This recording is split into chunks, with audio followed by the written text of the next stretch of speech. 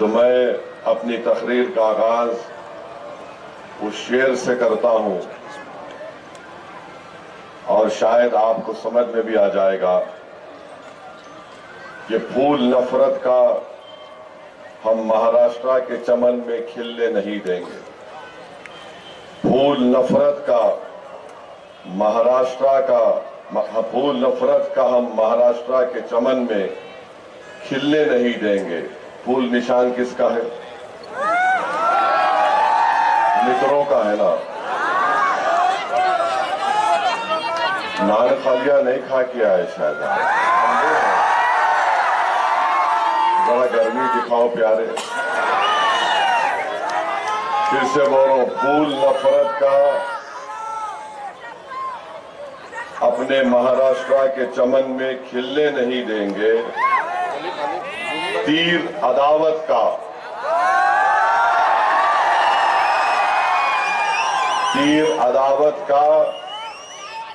और मशाल की आग का अपनी बस्तियों में चलने नहीं देंगे।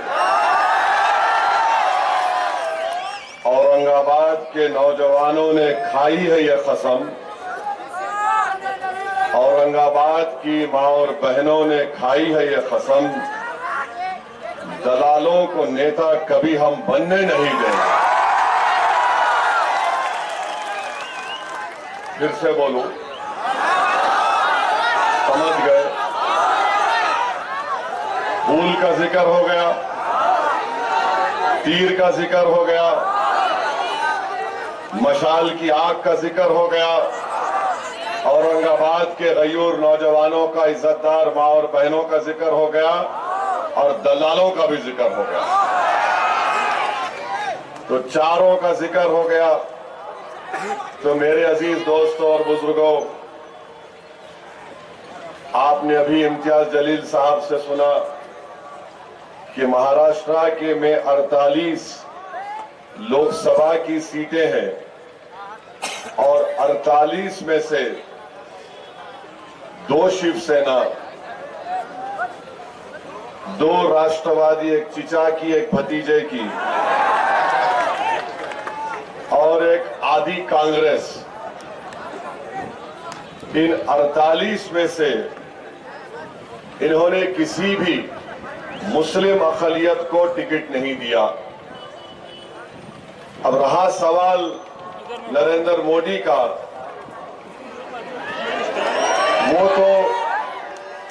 वो तो अब एक अजीब जबान में बात कर रहे हैं। तो 48 में से 2 राष्ट्रवादी चिचा भतीजे की, 2 शिवसेना, एक तीर अदावत का, एक मशाल जिसमें आग है और आदि कांग्रेस, एक को भी नहीं दिए। और ये मैं नहीं कह रहा हूं, बल्कि उन्हीं के इंडिया अलायंस के लोग कह रहे हैं कि महाराष्ट्र में 1 करोड़ मुसलमान है और एक को भी टिकट नहीं दिए। ये बात आपको सोचना है, औरंगाबाद की आवाम को, कि जो पार्टी 48 में से 1 को टिकट नहीं दे सकती, वो किस बुनियाद पर औरंगाबाद को आकर कह रही है कि इम्तियाज जलील को हराओ। किस बुनियाद पर वो आकर कह रहे हैं कि इम्तियाज जलील दोबारा यहां से कामयाब ना हो।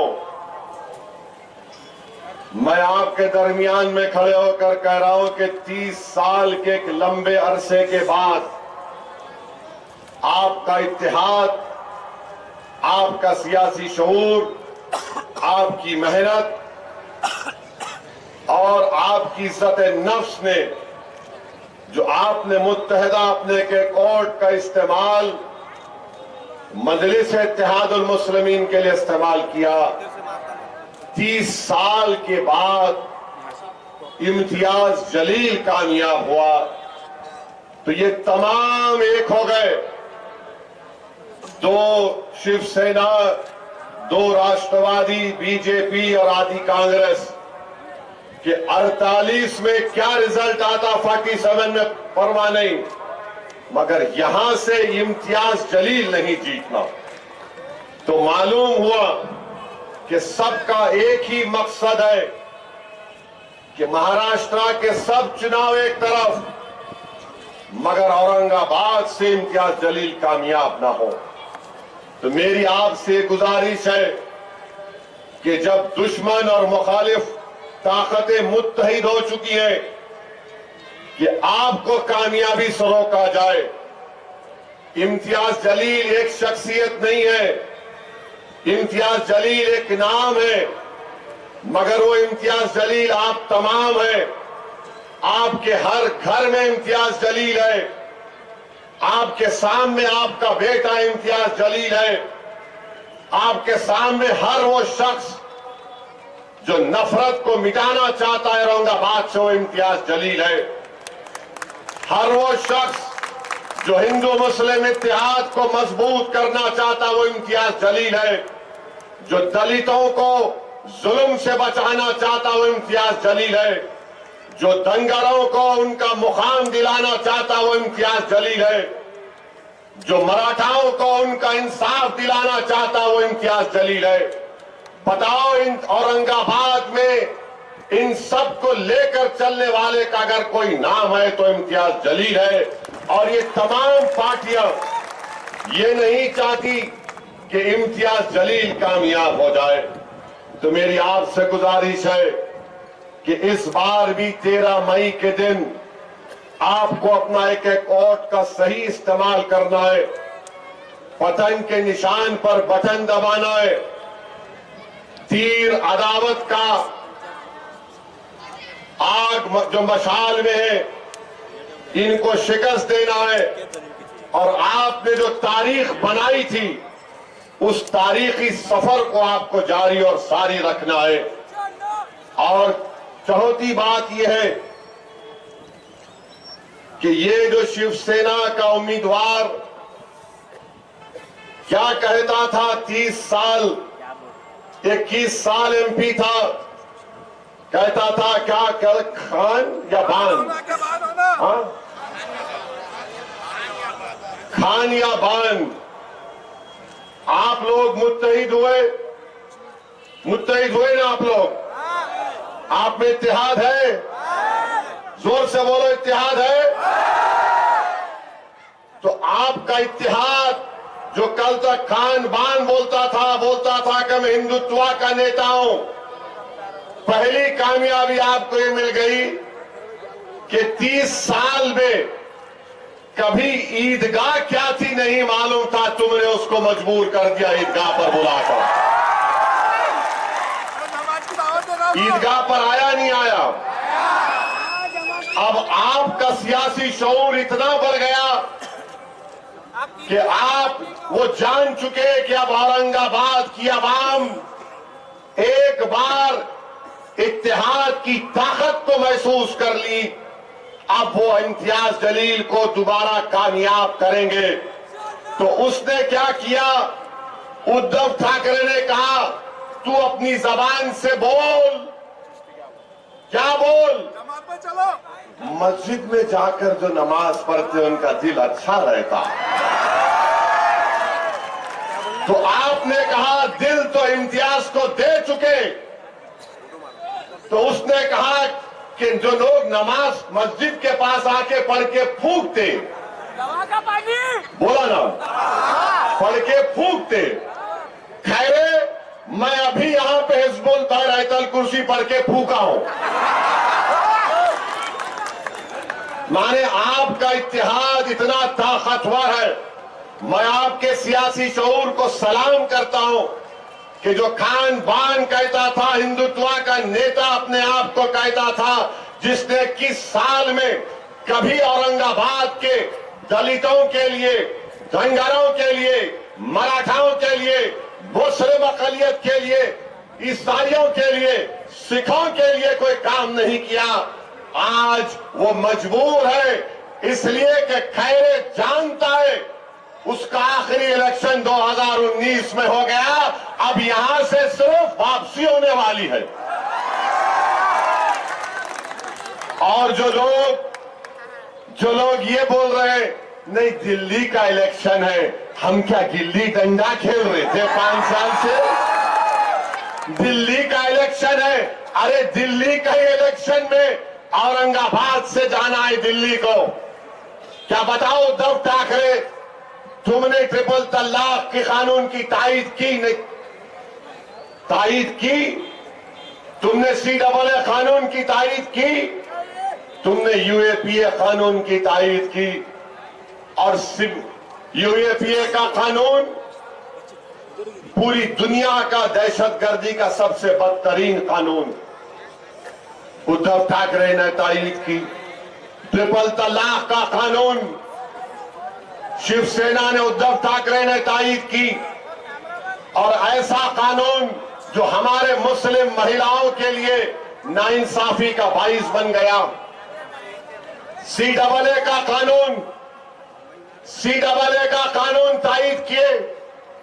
किसने उस कानून को मोदी के 303 MPओं के सामने खड़ा होकर कहा, ए मोदी तेरा यह काला कानून हम उसको फाड़ते हैं, नहीं मानते उसको?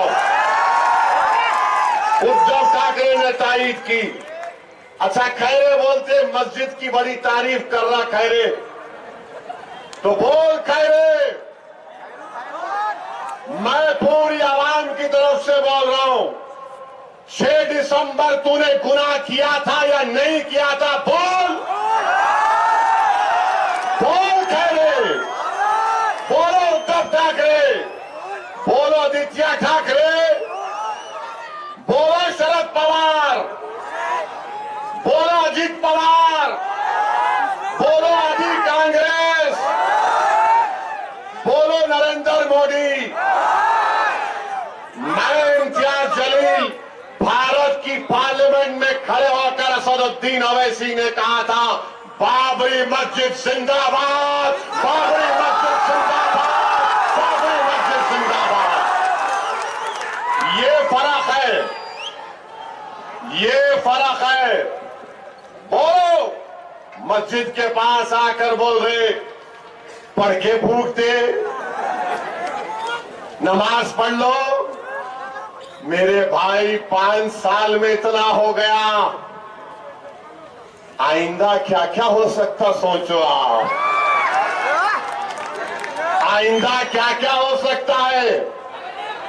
क्या हो सकता है आइंदा? क्या पड़ेगा? क्या पड़ेगा? मैं नहीं बोल रहा हूं, तुम बोल रहे। ईदगाह पे आ गया, 6 दिसंबर से ईदगाह पे आ गया, ईदगाह से मस्जिद पे आ गया, मस्जिद से नमाजियों पे आ गया, फिर बोल रहा पढ़ के फूकते। अब आइंदा का कदम क्या है? क्या है?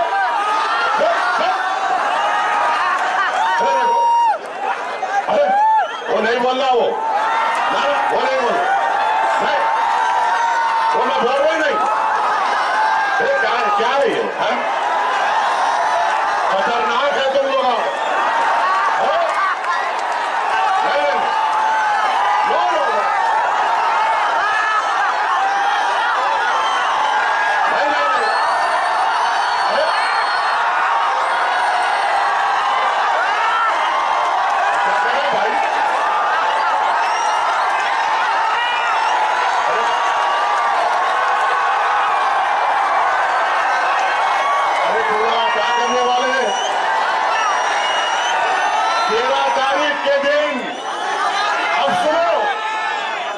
अब सुनो, 13 तारीख के दिन जो कटिंग करेगा उसको क्या करेंगे? जो कटिंग करना चाह रहे उनको आप द्वारे वोट, कटिंग से मतलब वोट, दादा उसमें नहीं जाना, ना मैं ऐसा आदमी नहीं हूं। अभी तक नान खलिया नहीं खिलाए मेरे को, खिलाने के बाद क्या हो सकता मेरे पे नहीं मालूम सर। तो सुनिए, अभी टाइम जा रहा, अरे ठहरो, आखिर में करेंगे पूरा ऑपरेशन। कल भी 2 जलसे, अभी से पूरी बैटिंग कर लिए तो कैसा? तो आपको मैं बता रहा हूं, कि 48 लोकसभा की सीट में से जो नए नए सेक्युलर बने हैं उद्धव ठाकरे, अब वो टिकट नहीं देते। मोदी तो खैर उन्होंने डिसाइड कर लिए, हमको घुसपैठी बोल दिए, और मोदी ने कह दिया कि मुस्लिम खवातीन ज्यादा बच्चे पैदा करते। मोदी ने कह दिया कि हिंदू बहनों के गले से मंगलसूत्र छीनकर मुसलमानों को दिया जाएगा। मेरे भाई एक बात समझो, जिस दिन उद्धव ठाकरे को मुख्यमंत्री बनने की कुर्सी मिल जाएगी, जिस दिन उद्धव ठाकरे को अपने बेटे की पॉलिटिकल फ्यूचर की तमानियत मिल जाएगी, उस दिन उद्धव ठाकरे सबको भूल जाएंगे। उस दिन सबको भूल जाएंगे। क्या क्या आपने नहीं लिखा अपने अखबार में कि मुस्लिम माइनॉरिटी को उनके वोट का हक छीन लेना चाहिए। आज आप आकर यहां पर ऐसे लोग भी हैं जो कह रहे नहीं, ऊपर देखो नीचे मत देखो, दिल्ली का इलेक्शन है। अरे बाबू, ऊपर देखे तो पतंग, नीचे देखे भी तो पतंग है इंशाअल्लाह ताला। 48 लोकसभा की सीट में आपने क्यों नहीं दिया? देना था मुंबई से, देना था नागपुर के पास से, क्यों नहीं दिया आपने? आपने इसलिए नहीं दिया क्योंकि जानते हैं कि मुस्लिम अक़लियत के पास कोई विकल्प नहीं है, वो हालत मजबूरी में वोट देंगे। मगर ये भूल गए कि ये 2024 है। अब महाराष्ट्र के दलितों के पास, महाराष्ट्र के धनगरों के पास, महाराष्ट्र के वंचित समाज के पास एक विकल्प है, और वो MIM पार्टी है। अब आप ये नहीं समझ सकते कि हम जिसको चाहे खड़ा करेंगे, ये समाज इनको दे देगा। इससे आपको एक पैगाम मिलता है कि औरंगाबाद की सीट जो आपकी है, जो औरंगाबाद की आवाम की है, चाहे किसी समाज का हो, वो आपकी इज्जत को छीनना चाहते हैं। इम्तियाज जलील को हराने का मतलब यह है कि आपकी इज्जत को छीनना चाहते हैं, आपके इज्जत नफ्स को छीनना चाहते हैं, आपके इत्तेहाद को पारा पारा करना चाहते हैं।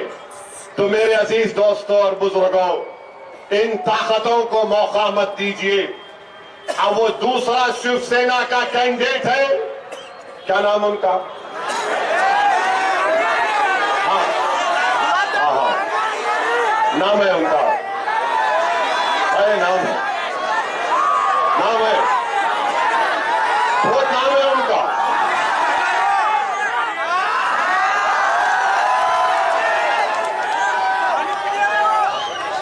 झूम रे घूम रे, झूम बराबर झूम। उन्होंने खुद जोक बनाते हैं उसके ऊपर। और मेरी नजर में मैं शराब को कुत्ते का पेशाब बोलता हूं। मेरा डेमोक्रेटिक राइट है मेरा। अब उन्होंने एक है, उन्होंने जोक बनाते उसके ऊपर। मेरे भाई एक तरफ घूम रहे और झूम रहे, दूसरी तरफ खैरे, और एक बीच में एक शरीफुल नफ्स, एक मासूम चेहरा रखने वाला आपका खादिम इम्तियाज जलील। आप तीनों की तस्वीर को सामने रखो, भूमरे, खैरे और इम्तियाज जलील, और आपको पता चल जाएगा कि भाई इन दोनों को देखे तो डर लग रहा, इसको देखे तो अपना लग रहा।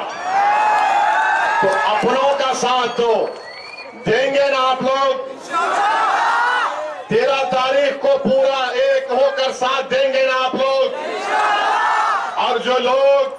कठिन करने पे आए, मत करो, मत करो।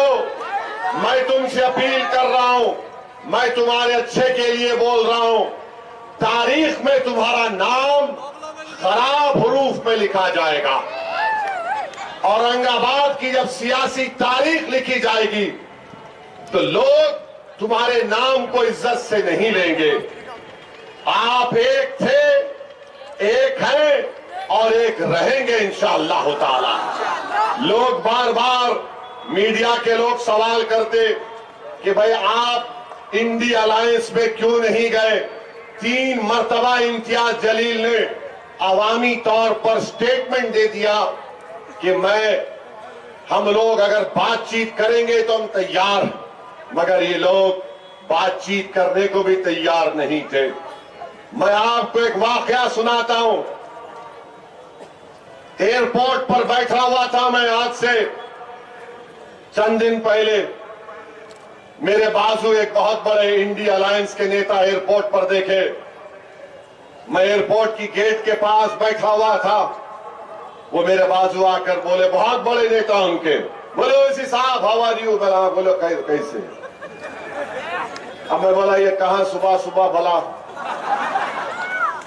बैठूं। बोला साहब एयरपोर्ट जनता का है, पूछना क्या है, बैठो। आप लोग तो जहां नहीं बैठना वहां जाके बैठ गए। बोले क्या मतलब। मेरा शिवसेना के बाजू बैठ गए। खैर बैठे, बैठ के मेरी बहुत तारीफ किए, आप क्या भाषण देते। मैं दिल में सोच रहा था कि मैं क्या कव्वाल हूं। फिर बोले आप पार्लियामेंट में दलाइल के साथ तकरीर करते। फिर बोले आपका नया एमपी बेहतरीन स्पीकर है और आप पर बहरहाल बहुत सी चीजें बोले। मैं बोला भाई साहब 5 मिनट में आप मेरी पार्टी के एमपी की मेरी तारीफ करें आप, और आपका ताल्लुक महाराष्ट्र से है। ये तारीफ आप जो कर रहे हैं मेरे को लगता है कि मुनाफिकत है, ये हिपोक्रेसी है। बोले क्यों बोल रहे हैं साहब। मैंने आप हमारा इम्तियाज आपको पूछा लो अलायंस में, तो आप लोग बोले नहीं।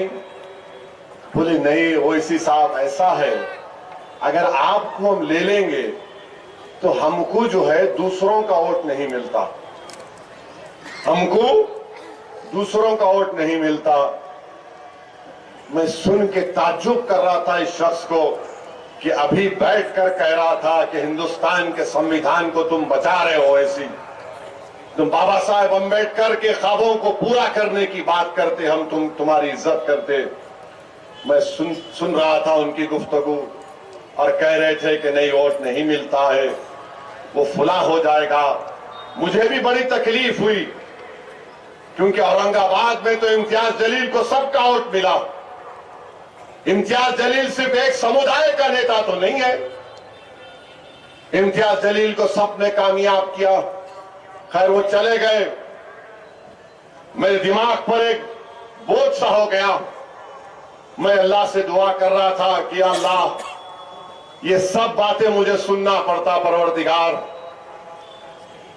तो उतने में मेरे पीछे से एक खातून और उनका बेटा उठकर आए और उस खातून ने कहा बेटे असद।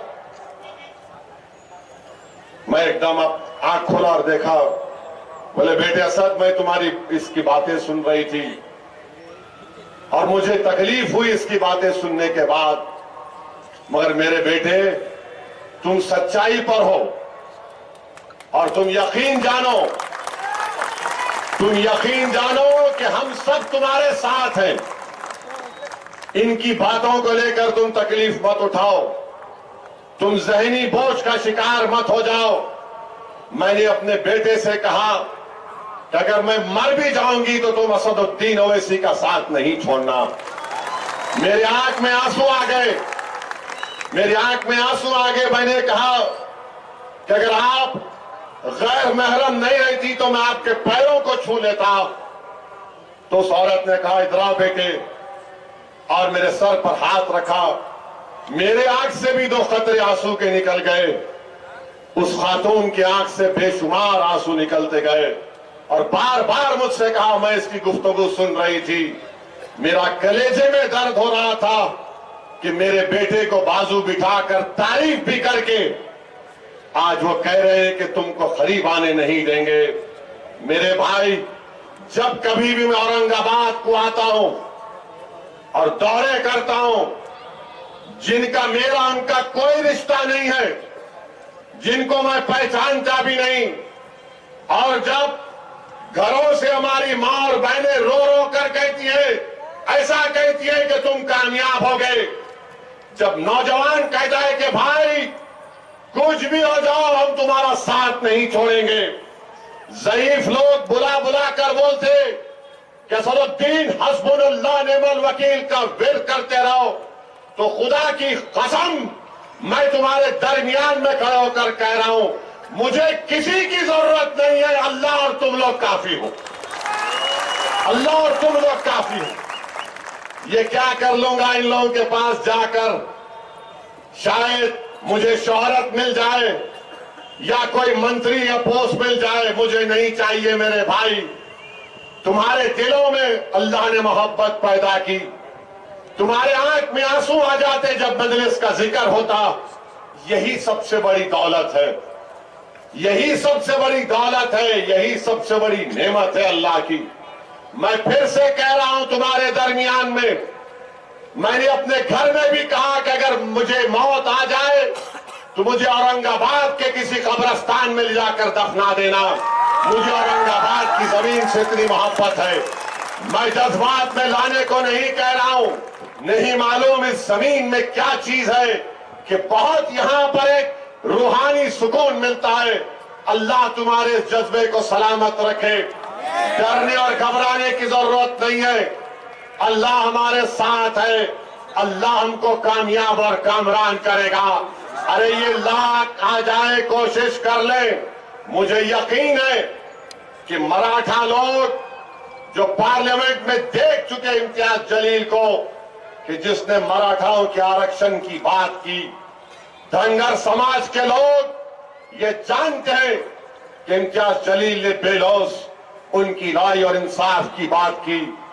दलित समाज के लोग जानते हैं कि पीठ खंजर में इंडिया अलायंस ने घोपा, बुलाकर डाइस पर जलसा कराकर उनका हाथ छोड़ दिया, मगर हम में इत्तेहाद नहीं हुआ, मगर हमने दलित पॉलिटिकल एम्पावरमेंट के लिए, बाबा साहेब अम्बेडकर के ख्वाबों को पूरा करने के लिए, और बाबा साहेब अम्बेडकर का जो एहसान हम पर है, हमने वहां से अकोला में तायीद का ऐलान किया, हमने आनंदराव अम्बेडकर साहब की सीट पर तायीद का ऐलान किया।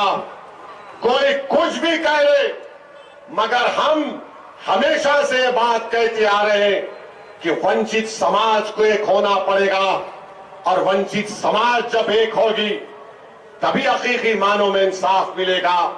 मोदी का भाषण तो तुमने सुना होगा, कहां मियां वो लगा सकते, लगाओ जरा, लगाओ जल्दी चाउश, जल्दी लगाओ।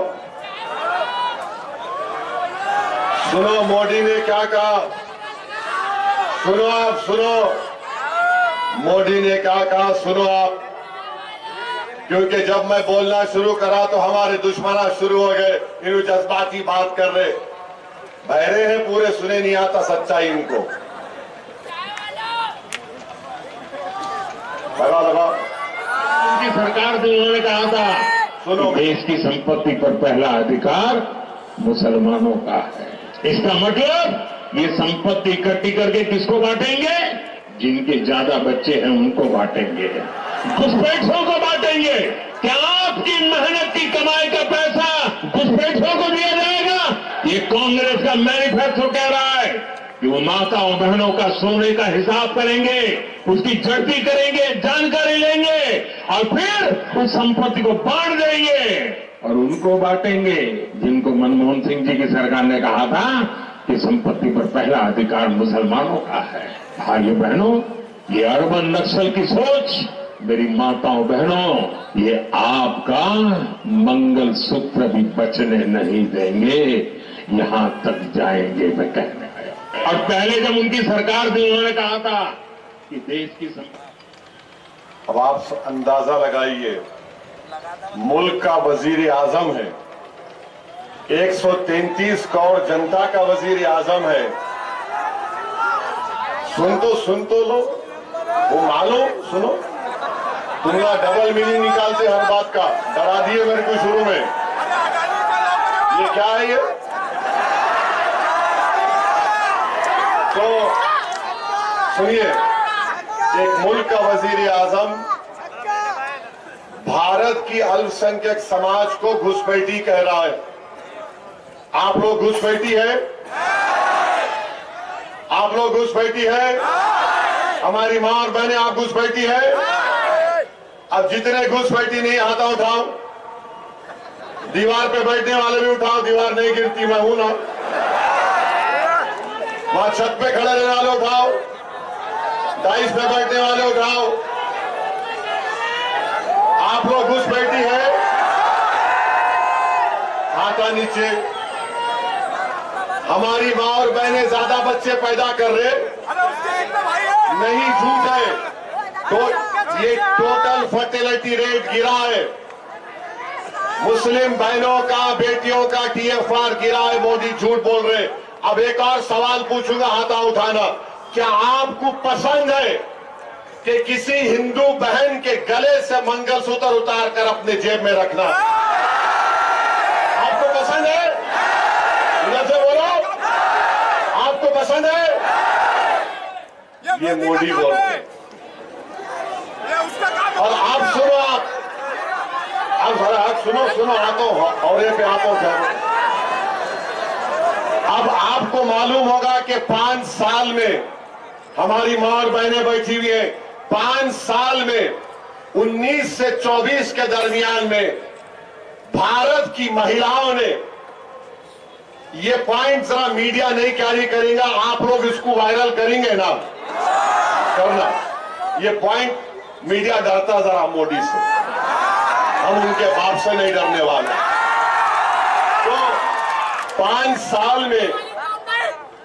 साल में भारत की महिलाओं ने, रिजर्व बैंक ऑफ इंडिया का डेटा है कि 1 लाख करोड़ रुपए का सोना गिरवी रखाकर पैसे लिए। 1 लाख करोड़। अब बताइए मोदी, ये महिलाओं से मोहब्बत है आपकी?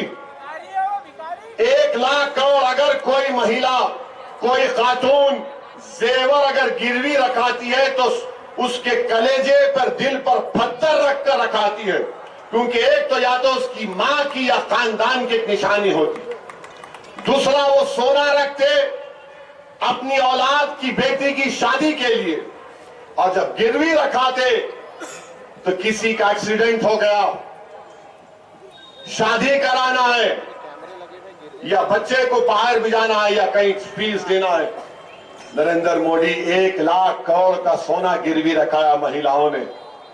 मेरे अजीज दोस्तों और बुजुर्गों, मगर मोदी कहते हमको जिहादी। आप लोग जिहादी हैं? जिहादी हैं आप लोग? मेरे को तो दिन रात बोलते रहते, मगर आवाम को गाली दे रहा एक देश का वजीर आजम है। आप बताइए मेरे अजीज दोस्तों और बुजुर्गों, क्या मुल्क का हाल नरेंद्र मोदी कर दिए? आप बताइए, कल अगर CAA NPR NRC होगा तो क्या उद्धव ठाकरे आकर ठहरेंगे औरंगाबाद में? अगर CAA NPR NRC होगा तो उसके माने क्या है कि अगर डॉक्टर गफ्फार कादरी, हमारे इम्तियाज जलील और हमारा ये दलित नेता बाउडो,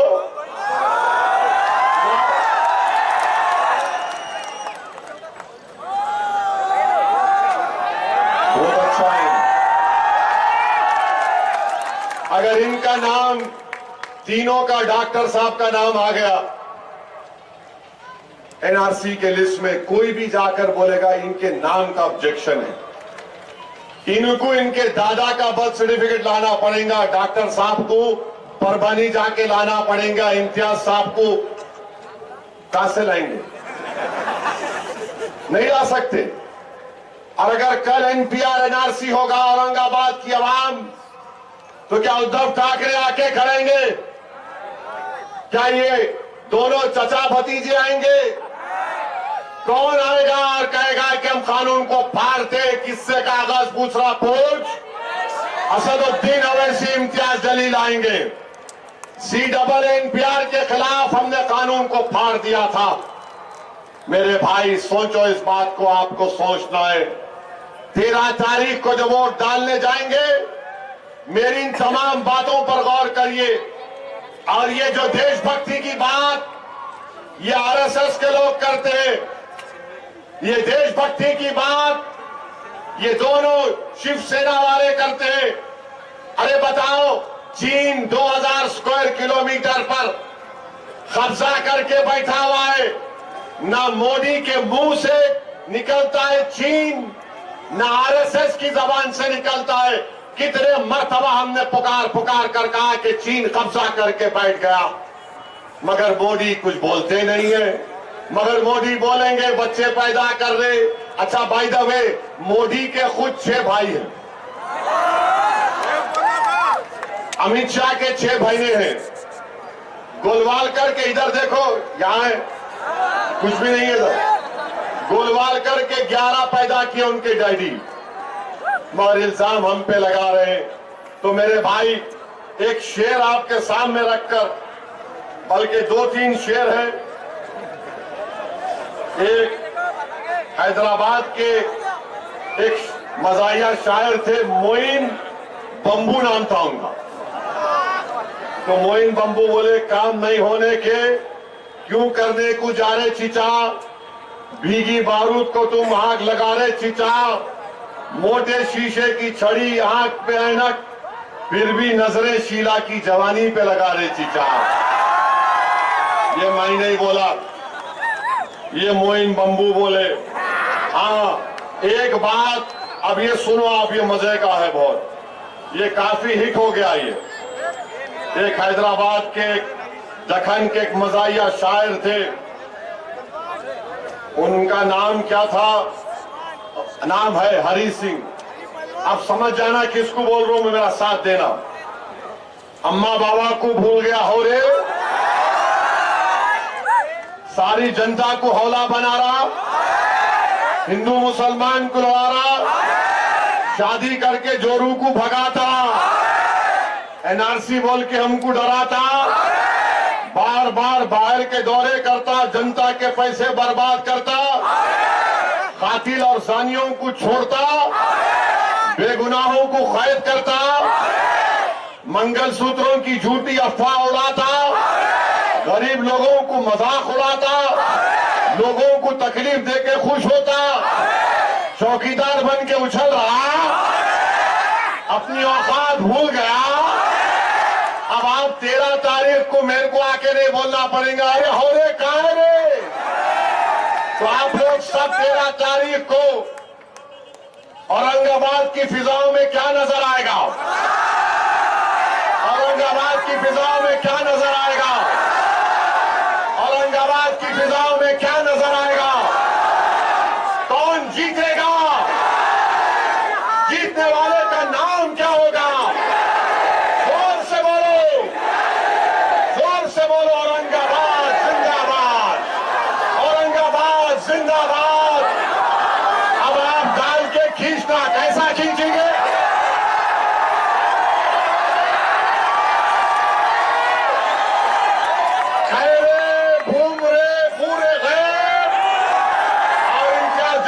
कामयाब करिए।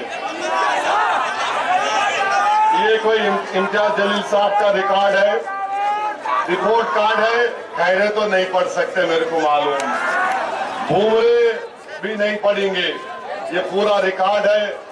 देखिए 5 साल में 1.5 साल तो कोविड था। इम्तियाज साहब के ये रिपोर्ट कार्ड है, इसका जरूर मुताला करिए। और इंशाल्लाह कल 2 जलसे कहां पे हैं? हाँ, वालूज में इंशाल्लाह शाम में 5 बजे और railway station Moinul Uloom school के ऊपर रात में 7 बजे से शुरू होगा इंशाल्लाह।